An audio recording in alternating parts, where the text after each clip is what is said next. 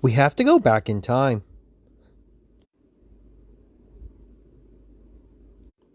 It's February 2017, and Raging Tempest is about to release in the TCG, the first set of the new year. As the meta shift was about to begin, the terror of the OCG was about to arrive. And for those wondering, it was going to be Zoodiacs. For newer and modern players, this may be surprising, but there was a time where Zoodiac didn't just run the land, it destroyed everything in its path. If you were to travel back to the OCG with the release of Raging Tempest, you would find that there had been a Tier 0 format, with Zoodiacs dominating, and to some extent, being forced to actually be personally banned by shops, that if you showed up with Zoodiac, they wouldn't let you play. In the TCG, this would also convert, as we would see that Zoodiac would be an easily meta-defining deck, as the moment it hit and was available, it was able to dominate a lot of our major tournaments. However, this video is going to be focusing on one of the main culprits, and arguably the most powerful card for Zoodiac at the time, and it was actually in its extra deck, this being Zoodiac Drident. From the beginning, Drident itself didn't necessarily look that strong. However, the implications that would make it very powerful would soon be visible to everyone. As you have to keep in mind, of the time of February 2017 in the TCG, a lot of our formats had actually been rather mild to slow compared to the modern day.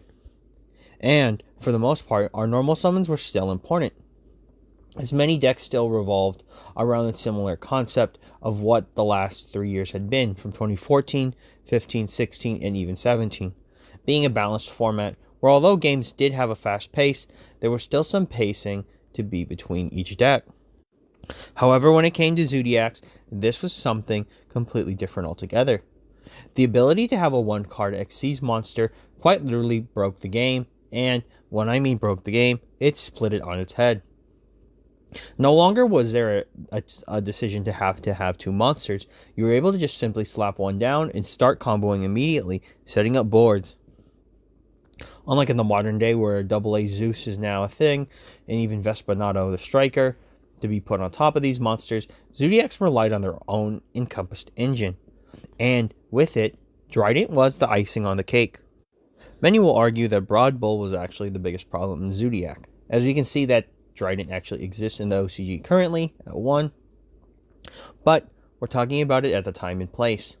And Drident itself offered something that almost no other deck had at the time, that being the Quick Effect Pop.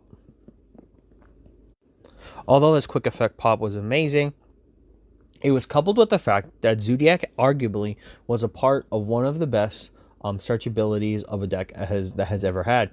With 3 copies of Fire Formation 10 key, the ability to use MX Saber Invoker to get your engine started, the fact that essentially any one card of the Zoodiac archetype would allow you to access your entire extra deck and search for any piece you needed, basically meant that this deck alone just had everything going for it, and Drident itself was a part of this massive piece. Combos would focus on trying to get out as much as you need to start your engine. In the case of one of the most important combos for this deck to start was getting access to MX Saber Invoker. Now, there'd be a few ways that the deck would actually take advantage of getting into it. One would be through Speedroid Terratop and Tuckatomborg. Others would utilize something like Baboon. But the point was, if there was any way to get into a Zoodiac monster without using your normal summon, it was definitely worth it.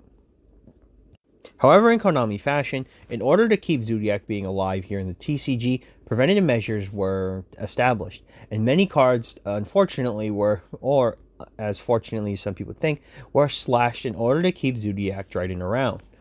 And that's why to this day, Terratop remains at 1 on our ban list.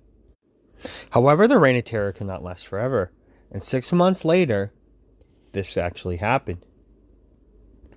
As we enter September 2017, right after the release of the Megatins, we would receive our ban list for that time period, and unfortunately, or fortunately, Zoodiac Drident joined the ban list. Now, I wouldn't dispute the ban list claim, however, it did feel a bit cheap when the ban list dropped, because Zoodiacs had just been reprinted into the Megatins, and a lot of people had picked it up, but I do understand why they wanted to get rid of it. Zoodiacs were one of the few decks that did make the march into the Link era somewhat okay, because they were able to essentially utilize themselves as best as they could to get Link monsters onto the field. And also, sitting on a Drident actually wasn't too bad in the beginning formats of the Link era. But nonetheless, this was something that happened, and Drident would remain banned for 3 years. However, the time would come again, as the April 2020 ban list and the beginning of the revision to Master Rule 4, we would see the return of Drident. As its unbanning had begun, it was able to do its reign of terror once again. And, functionally, it was able to rejoin its decks, as pure Zoodiac was still very much playable, and the new Tri-Brigade deck would take advantage of the fact that the Beast Warriors themselves were now available to be used to their full potential. And this would last for a year plus, as Zoodiac Drident was able to be played in both of these decks to the fullest potential, making these decks already good stronger. Now, we would finally return to July 1st, where something questionable would happen. It's unsure why exactly Zoodiac Drident ended up on the ban list again, but we can only speculate. As of the July 1st ban list, alongside Guard Dragon LP, Zoodiac Drident was banned for a second time. Now, when we look at something like Zoodiac Drident being rebanned, it's never really clear, but it's understandable. A card that is that powerful at some point would eventually get checked. And as we can see, very similar to Raging Tempest, the set, it was only a matter of time before Zoodiac Drident was raged back onto the ban list.